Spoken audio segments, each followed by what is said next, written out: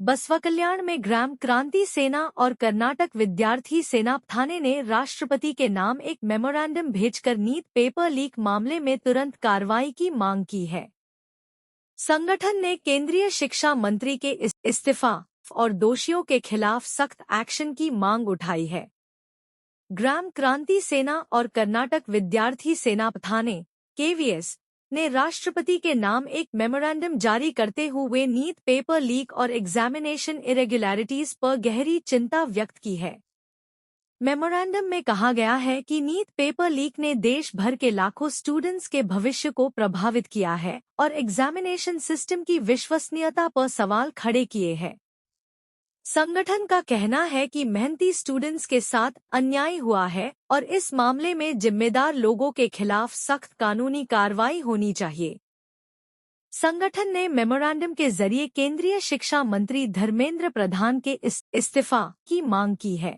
मेहनत का इनाम 2 लाख रुपए, 12 साल फ्री एजुकेशन सिर्फ अलमीन इंग्लिश मीडियम प्राइमरी और हाई स्कूल बसवकल्या। आज ही एडमिशन करें। Sky Sunshine school, step towards better future, admissions are open.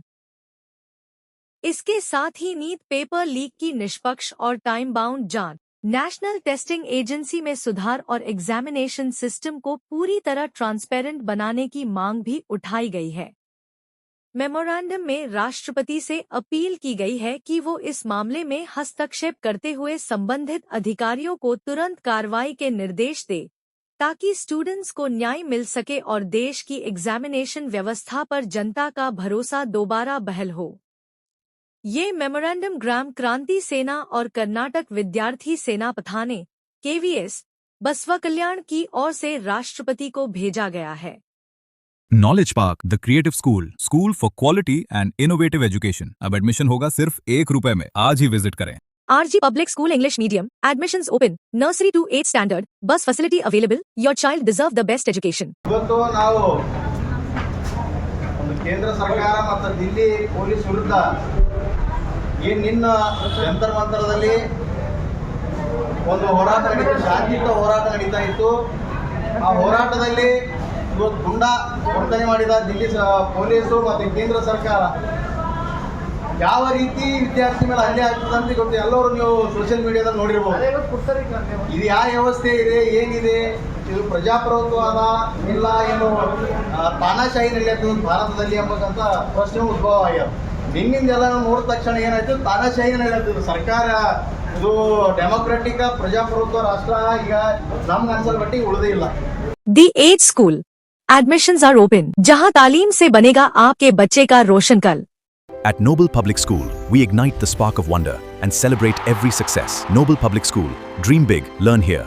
ಅವ್ರು ಏನು ಬೇಡಿಕೆಗಳವ, ಅವ್ರು ಏನು ನಿಮ್ಗೆ ಸತ್ತ ಕೇಳತ್ತಾರ, ನಿಮ್ಗೆ ಕಸ್ಕೊಂಡು ಕುರ್ಚಿ ಕೇಳತ್ತಾರ, ಅವ್ರು ಏನು ಕೇಳತ್ತಾರ, ಇದು ಏನು ನೀಟ್ ಹಗರಣ ಆಯಿತು, ಇದರಲ್ಲಿ 20 ಜನ ಹಣ ಹೊಂದರು, ಆ ಮಕ್ಕಳಿಗೆ ನ್ಯಾಯ ಸಿಗಬೇಕು। ಮತ್ತೆ ಇದರಲ್ಲಿ ದೊಡ್ಡ ಕ್ರಿಮಿನಲ್ ಅಂತ ಕರಿತೀವಿ ನಾವು ಯಾರಿಗೆ ಅಂದ್ರೆ ಕೇಂದ್ರೀಯ ಶಿಕ್ಷಣ ಮಂತ್ರಿ, ಇವನಿಗೆ ವಜಾಗೊಳಿಸಲಿ ಯಾಕೆ ಸರ್ಕಾರ ಇವನು ಪ್ರೊಟೆಕ್ಟ್ ಮಾಡ್ತಾ ಇದೆ। 20 ಮಕ್ಕಳದು ಜೀವ ಹೋಯ್ತು, 22 ಲಕ್ಷ ಮಕ್ಕಳು ಎಕ್ಸಾಮ್ ಬರೆದ್ರು, ಇವತ್ತು ಎಷ್ಟೋ ಮಕ್ಕಳು ಡಿಪ್ರೆಷನ್ದಾಗಾರ, ಇದರ ಹೊಣೆ ಯಾರು ಕೇಳಬೇಕು?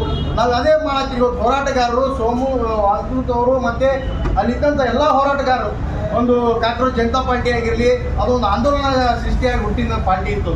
ಇವತ್ತು ಯಾವ ರೀತಿ ರೀ ಮೋದಿ ಸರ್ಕಾರ ನಾಚಿಕೆ ಆಗೋದು, ನಿಮ್ನ ಈ ಯುವಕರಿಗೆ ಯಾವ ರೀತಿ ಹುಡಿತೀರಿ ನೀವು?